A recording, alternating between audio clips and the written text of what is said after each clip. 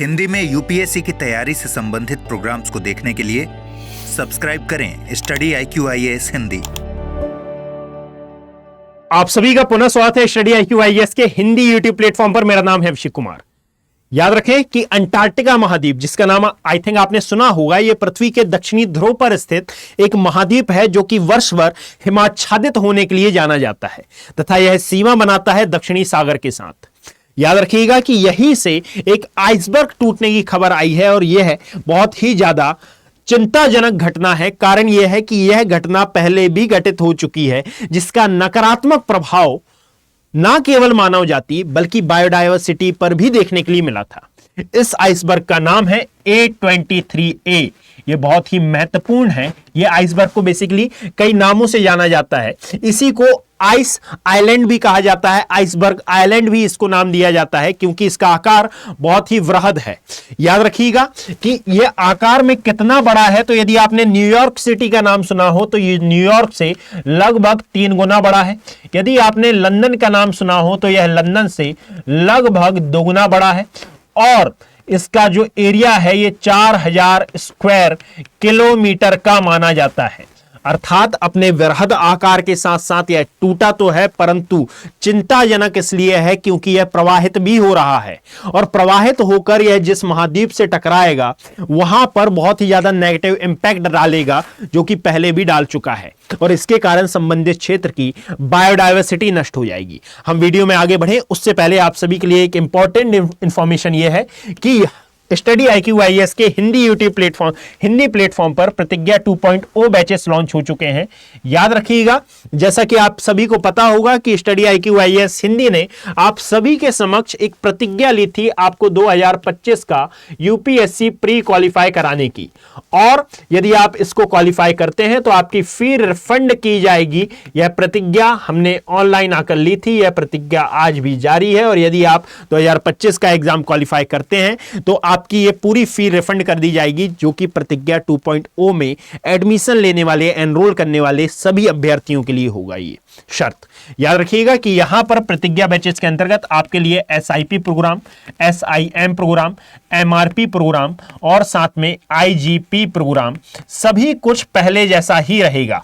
यानी कि यदि आप प्री क्वालिफाई करेंगे आपकी फी रिफंड कर दी जाएगी, साथ में 1 वर्ष की वैलिडिटी भी बढ़ा दी जाएगी और 1 वर्ष अर्थात जब तक आप इंटरव्यू क्वालिफाई नहीं कर लेते, जब तक इंटरव्यू की तैयारी तक स्टडी IQ-IAS हिंदी आपके समक्ष, आपके साथ खड़ा रहेगा। और यहां पर जैसे ही आप एनरोल, यदि मान लीजिए अभी आप एनरोल करना चाहते हैं तो अभी 15 अगस्त के उपलक्ष्य पर 47% का फ्लैट डिस्काउंट भी अवेलेबल है, जिसको आप अवेल कर सकते हैं AKB लाइव कोड के साथ। तो मैं इस आशा के साथ कि आप एक सीरियस यूपीएससी एस्पिरेंट हैं और आप देर नहीं करेंगे, मिलना चाहूंगा 19 अगस्त से ये जो बैच प्रारंभ हो रहे हैं इनकी कक्षाओं में। चलिए वीडियो पर वापस आते हैं। तो यदि आप यहां पर देखेंगे तो याद रखिएगा कि यदि आप अंटार्कटिका महाद्वीप को देखते हैं तो अंटार्कटिका महाद्वीप में 2 प्रकार की हिमपट्टियां आपको दिखाई देती हैं। सबसे पहले तो ये आइसबर्ग एक्चुअल में होते क्या है, तो कुछ नहीं, ये जो हम ग्लेशियर का फॉर्म देखते हैं, है ना, ग्लेशियर का ही एक रूप आप आइसबर्ग बोल सकते हैं, परंतु मैं आपको बता दूं ये ग्लेशियर नहीं होते हैं। यहां पर अंटार्कटिका में आपको 2 आइसबर्ग दिखाई देंगे, आइस शेल्फ दिखाई देंगी, एक है रोन और एक है रोस आइस शेल्फ। क्या होते हैं ये आइस शेल्फ? तो यदि आप अंटार्कटिका महाद्वीप को देखेंगे तो जैसा कि आप सभी जानते हैं कि यह पूरा अंटार्कटिका महाद्वीप हिमाच्छादित है और हिमाच्छादन के द्वारा, याद रखें कि यहां पर हिमाच्छादन के द्वारा इस क्षेत्र में पूरी बर्फ जमी है और इसके आसपास जो सागरीय क्षेत्र विद्यमान है यहां भी पूरा स्नो कवर्ड एरिया है। तो एक्चुअल में इस महाद्वीप के ऊपर का वह बर्फीला भाग जिसको हम परमाफ्रॉस्ट के नाम से जानते हैं, जब यह सागरीय क्षेत्र की ओर निकला होता है तो फिर इसको कॉल किया जाने लगता है, क्या इसे कॉल किया जाने लगता है आइस बर्ग, क्लियर, या फिर आइस शेल्फ। और ये जब टूटता है तो फिर यहां पर कई और प्राकृतिक कारकों के परिणाम स्वरूप यह सागरीय क्षेत्र के ऊपर प्रवाहित होने लगता है। याद रखें यह घटना पहली बार नहीं हो रही है, यह घटना पहले भी घटित हो चुकी है। यदि आपने सुना हो पहले तो 1986 के आसपास ये आइसबर्ग टूटे थे, परंतु जब ये टूटे थे तो याद रखिएगा कि यहां पर एक सागरीय क्षेत्र विद्यमान दिखाई देता है जिसको नाम दिया जाता है वेडल सागर। यह है वेडल सागर। और जब ये रोन आइसबर्ग टूटा और ये प्रवाहित होना चालू हुआ तो यह इस वेडल सागर की सतह से टकरा गया, इसीलिए यह आगे प्रवाहित नहीं हो पाया था। परंतु 2020 से यह न्यूज में है और 2020 में ये इसमें पहली बार मूवमेंट देखा गया और मूवमेंट देखने के बाद आप पाते हैं कि इसका जो प्रवाह है ये इस डायरेक्शन में आपको देखने के लिए मिलता है और इस डायरेक्शन में प्रवाह होने के चलते यहां पर जो जॉर्जिया आइलैंड है, जो जॉर्जिया आइलैंड्स आपको देखने के लिए मिलते हैं, इनसे टकराने की संभावना बताई जा रही है कि यदि ये लगातार ये रोन आइस शेल्फ इसी प्रकार से यदि प्रवाहित होते गया, आप इसको इस इमेज से समझ सकते हैं कि यदि ये इसी प्रकार से प्रवाहित होते गया तो यह जॉर्जिया आइलैंड से टकराएगा और जॉर्जिया से टकराने के परिणाम स्वरूप यहां पर मौजूद बायोडायवर्सिटी के लिए खतरा हो सकता है। पहले की यदि हम बात करें तो जब 1986 में ये टूटा था तो बहुत ही बड़े स्तर पर यहां पर मौजूद पेंगुइन की मृत्यु देखी गई थी।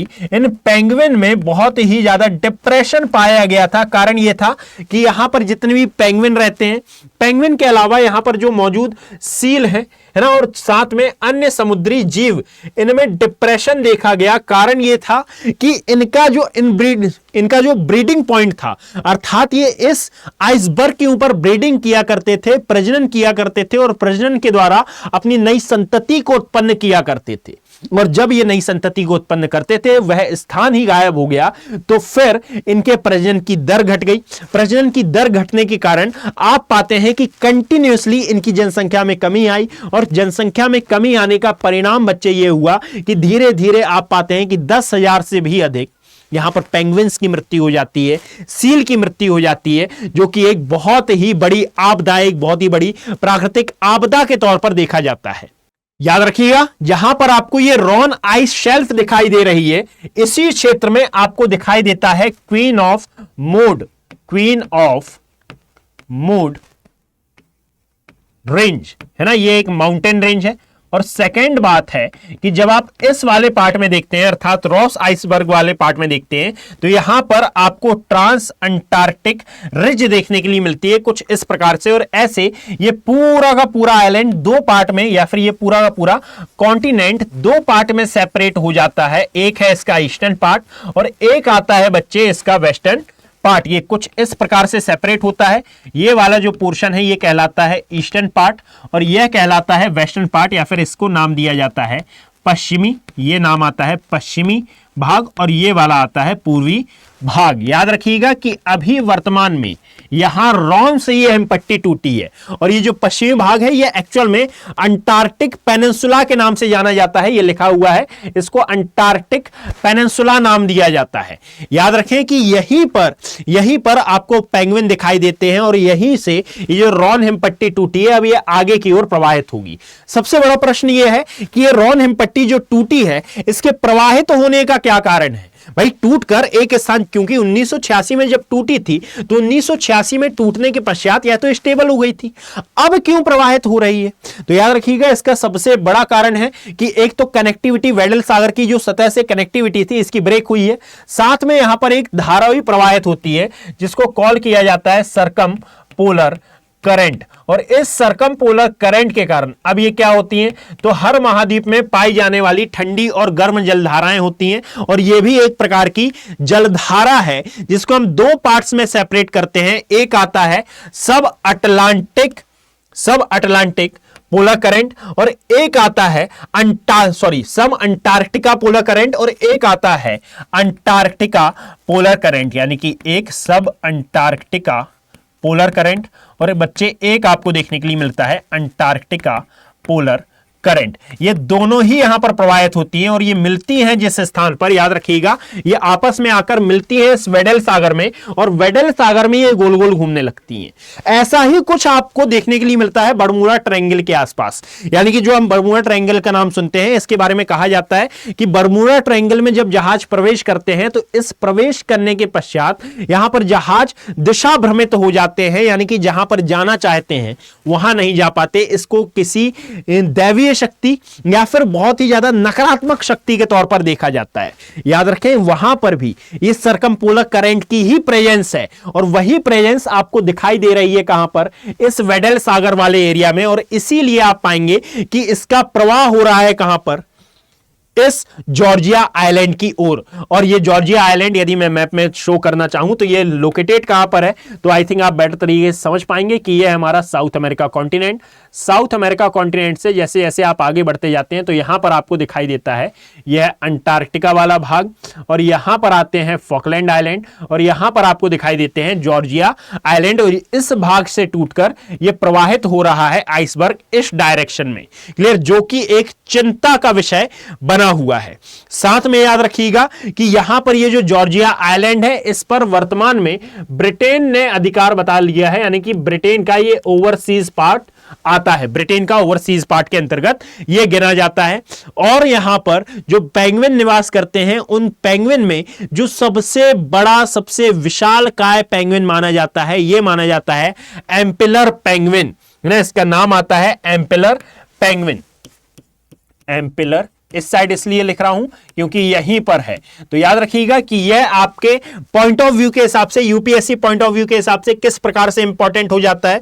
तो याद रखें कि यूपीएससी को ऐसे बिल्कुल माइनर टॉपिक से क्वेश्चन पूछने की आदत है, वो बहुत ही इंपॉर्टेंट और बहुत ही माइनर, जो कि आपको सामान्यतः देखने के लिए नहीं मिलता। भाई आइसबर्ग टूटा है, इससे हमारा क्या रिलेशन और इससे किस प्रकार से क्वेश्चन आ सकते हैं, परंतु याद रखिएगा इससे क्वेश्चन आने की संभावना और भी बढ़ जाती है, क्योंकि यदि आप देखें तो यूपीएससी ऐसे ही बिल्कुल माइन्यूट लेवल के और बिल्कुल ही माइनर लेवल के क्वेश्चन करता है, माइनर लेवल के टॉपिक से उठाकर क्वेश्चन करता है जो हमको बिल्कुल भी इंपॉर्टेंट नहीं लगते, अर्थात जिनको हम इंपॉर्टेंट ना मानते हुए छोड़ देते हैं ना, वो सबसे ज्यादा इंपॉर्टेंट होते हैं बच्चे। तो याद रखिएगा कि ये रॉन हिमपट्टी कहां से टूटी है, कहां प्रवाहित हो रही है, किस सागर के ऊपर से ये बह रही है, कहां पर जाकर टकराएगी, किस बायोडायवर्सिटी को खतरा होगा, और साथ में इसके टूटने का मेन रीजन क्या है, और इससे पहले यह कब टूटी थी और यह प्रक्रिया कब से देखी जा रही है। यदि आपको वीडियो पसंद आया हो तो आप इसे लाइक अवश्य करें, इसे शेयर करने का प्रयास करें और अपना बहुत ही कीमती कमेंट यहां पर छोड़कर जाएं। धन्यवाद। हिंदी में यूपीएससी की तैयारी से संबंधित प्रोग्राम्स को देखने के लिए सब्सक्राइब करें स्टडी IQ IAS हिंदी।